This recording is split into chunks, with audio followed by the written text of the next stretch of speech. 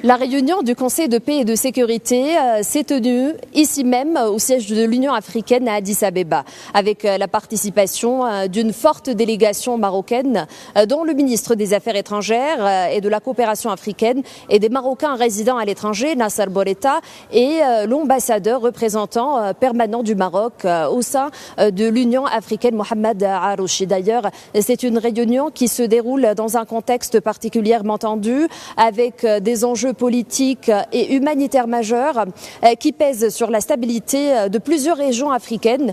On parle de l'escalade du conflit dans l'est de la RDC, l'une des principales préoccupations des dirigeants africains, puisque l'intensification de ce conflit risque de déboucher sur une guerre régionale.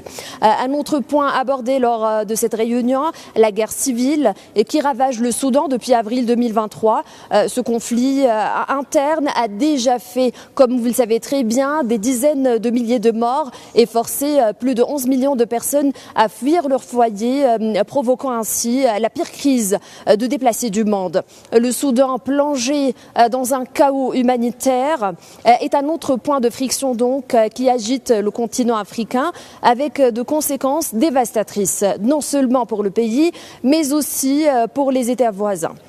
Et justement, dans ce sens, le secrétaire général de l'Organisation des Nations Unies, Antonio Guterres, qui a pris part à cette réunion, a appelé les forces rivales soudanaises à cesser les hostilités durant le Ramadan.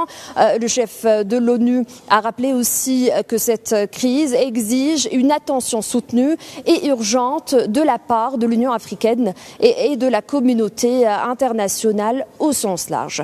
Abdessamad Montassir, Oumaï Masbila, depuis Addis Abeba.